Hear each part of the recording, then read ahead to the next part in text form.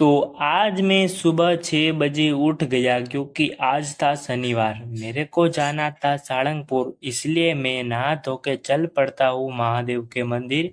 बाद में घर आकर फ्रिज में से दूध निकालता हूँ क्योंकि मैं चाय कभी पीता नहीं।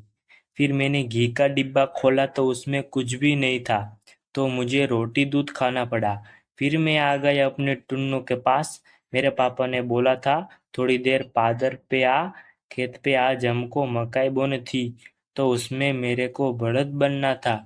तो निकल पड़ता हूँ मैं रेलवे स्टेशन की ओर। बाद में ट्रेन आ गई।